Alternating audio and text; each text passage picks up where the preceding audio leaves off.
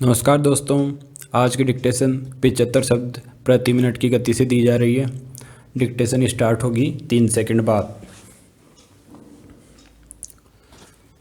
अब जबकि भारत में बच्चों को न्यूनतम 8 वर्षों की शिक्षा ग्रहण करने का अधिकार प्राप्त हो गया है, यह तकलीफ भरा प्रश्न है कि क्या यह अधिकार केवल कागज तक सीमित रहेगा अथवा वास्तविकता का रूप ले सकेगा। यह याद दिलाने की शायद ही ज़रूरत है कि यह अधिकार संविधान में प्रतिष्ठापित अन्य अधिकारों से अलग है, क्योंकि इसका लाभार्थी कोई 6 वर्षीय बच्चा या बच्ची न तो इसकी मांग कर सकता है, न ही इस अधिकार से वंचित होने अथवा इसका उल्लंघन होने पर कानूनी लड़ाई लड़ सकता है। सभी मामलों में वह वयस्क समाज ही है जिसे बच्चे की ओर से कार्यवाही करनी होगी। दूसरी विलक्षण बात यह है कि जब किसी बच्चे को शिक्षा के अधिकार से वंचित किया जाता है, तब बाद में दिया गया कोई भी मुआवजा न तो पर्याप्त न ही प्रासंगिक हो सकता है।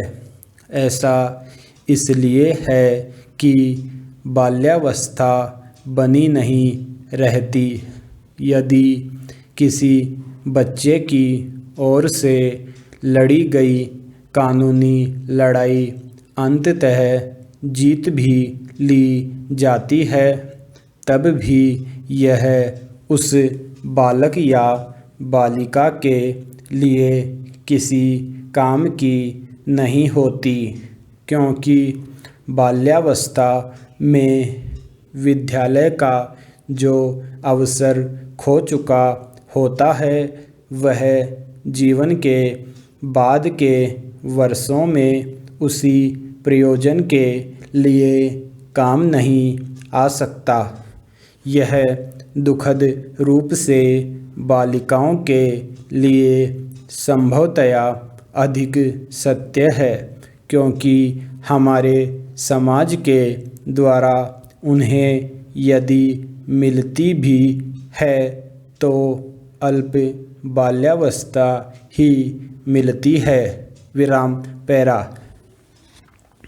भारतीय इतिहास में शिक्षा के अधिकार ने उस क्षण में विधि का रूप धारण किया है जिस समय मादा शिशु हत्या की दारुण प्रथा भ्रूण हत्या के रूप में पुनः उभर कर आई है।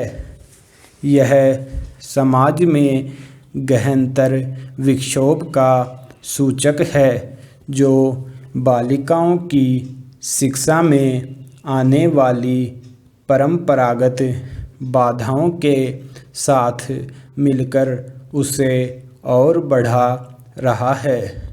बालिकाओं की बौद्धिक क्षमता के विरुद्ध एक दुराग्रही पूर्वाग्रह हमारी पूरी सांस्कृतिक विविधता में व्याप्त है तथा शिक्षा प्रणाली इसे दूर कर पाने में असमर्थ रही है। विराम पैरा। शिक्षा औपचारिक कौशलों का कतिपय निश्चित वांछित मनोवैज्ञानिक सामाजिक गुणों के अर्जन की ओर ले जाती है। यह स्वयं में समादरणीय है। इस तरह शिक्षा कोई वस्तु नहीं है जिसे अर्जित कर या जिससे स्वयं को समझकर तत्पश्चात उसका इस्तेमाल किया जाए, बल्कि यह व्यक्तियों या समाज के लिए अपरिमित महत्व रखने वाली प्रक्रिया है। अतएव शिक्षा विस्तारण एवं रूपांतरण की प्रक्रिया है। विद्यार्थियों को इंजीनियरों या डॉक्टरों में बदलने के अर्थ में नहीं, बल्कि मन को विस्तारण एवं परिवर्तन, सृजन, पोषण एवं आत्मविवेचनात्मक बोध का विकास तथा विचार की स्वतंत्रता प्रदान करने के अर्थ में यह नैतिक बौद्धिक विकास की आंतरिक प्रक्रिया है।